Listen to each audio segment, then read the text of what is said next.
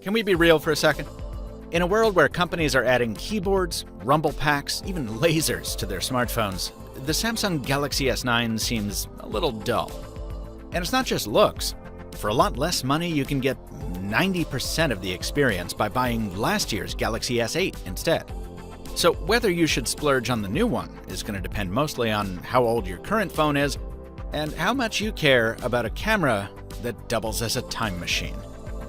I'm MrMobile, and let's figure it out in the Galaxy S9 review, brought to you by Tech21.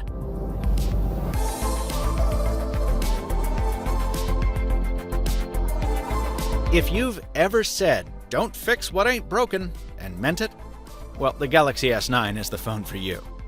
Glass and metal water-resistant design, a bright, color-accurate display with curved sides and narrow bezels, convenient features like dual-mode wireless charging and a headphone jack, inconvenient features like a Bixby Assistant button right next to the volume rocker, and yes, top-shelf specs befitting a top-tier phone. Look, it's not just jaded tech reviewers tired of the same old, this really is a minor step up from the S8. Before we hit the big stuff, though, I do want to call out my favorite minor fix. The fingerprint sensor isn't just better positioned than last year, it learns your fingerprint faster than anything else out there. It's quick to unlock, too, and it's a great shortcut to the notification tray. The alternative login option, iris scanning with a fallback to face unlock, is speedy for now. I like it, but I worry it'll slow down over time as it did on the S8 and Note 8. Speaking of slowing down, every year Samsung gets a little bit better at keeping its software sprightly. The S9 comes the closest yet to something like Google's Pixel, but that also serves to highlight these annoyances that have persisted for years. The occasional hiccup when you swipe over to the leftmost home screen, the slightly manic animation of the app switcher. Plus, there's the duplication of features that comes anytime a manufacturer pushes its own ecosystem on top of Android. You get 2 app stores on Samsung phones, 2 sets of user data between your Google and Samsung accounts. Anyone coming from a more streamlined experience like the Pixel 2 or, the iPhone, will probably find this more complex than what they're used to. Of course, sometimes complexity leads to a commendable leap in quality. Take the camera here. I only had access to the S9 Plus for this review, but the primary cameras between the 2 sizes are the same. The only thing the Plus adds is this secondary shooter with a telephoto lens. A word on that, it's supposed to give you higher quality zoom, but it only works in favorable lighting because its sensor still isn't as good as the main cameras. So the upshot is that when you press the zoom button, the phone often does not use the telephoto camera at all because it can get a better shot by cropping the main sensor's image instead. This is the same way the iPhone handles things. So if you really want the smaller S9, you should worry more about the battery life you're sacrificing than losing that second lens. I'll come back to that in a second. First, how about that primary camera? You've got to give Samsung's engineers credit here. It's the only modern smartphone shooter with a variable aperture. Aperture is like your camera's pupil. Okay, it's the opening that allows light to hit the sensor, and Samsung gave this camera the widest aperture you can find on a phone. That means at night, the S9 can pull in more light than most of the competition. And once it puts the captured image through some processing, it can put out some very nice low-light photos. Now, here's the clever part. Because you don't always want an aperture that big, the S9 uses mechanical shutter blades to physically obscure the outer portion of the lens in brighter settings, stopping it down from f1.5 to f2.4. The result is a camera suitable for day or night, and I've taken a few shots I'm quite happy with.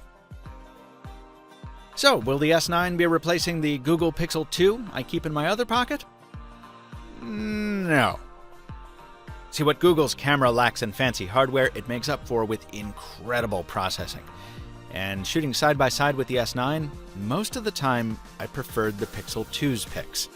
Yes, it oversaturates a bit in daylight shots, but in low light or situations with weird lighting, like in a bar or my studio, it was Google's phone that kept things sharper, the colors closer to authentic. while the Galaxy S9 was more likely to produce a soft shot that ran way warm. And that's true on the selfie side too. Samsung seems to have spent more effort on AR emoji and other cutesy cruft than on making any meaningful improvements to the front-facing camera. And side note, if you've ever wondered how raggedy you can look after a week in Barcelona and 8 hours scripting a review, here you go. But the S9 punches back against the Pixel with raw hardware power that you just can't find on last year's phones. That lets the S9 do two really cool things. First, you can shoot video in 4K HDR, which is predictably beautiful and also quite steady thanks to the very good optical image stabilization. And secondly, if you really want your brain blown, swipe on over to Super Slow-Mo, hit that toggle, and welcome to Warp Zone.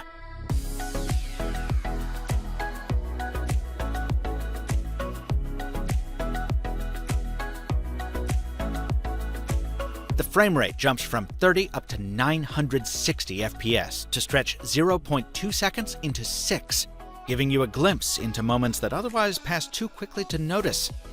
And also, some moments that maybe you'd prefer to forget. Now there's caveats galore with this. You need an awful lot of light for it to work, the focus is finicky, and you're limited to 720p resolution. That leaves room for Sony to catch up later in the year.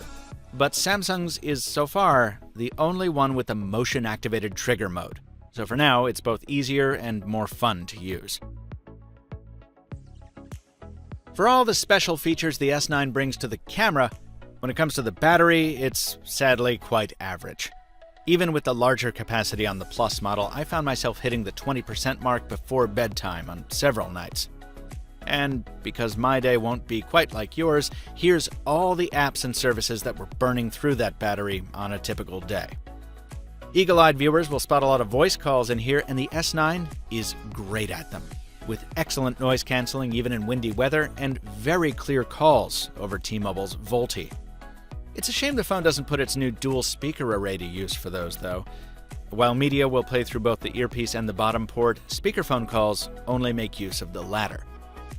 Anyway, let's bring it home by coming back to the battery. It's not bad, but it's not great, especially since endurance degrades over time.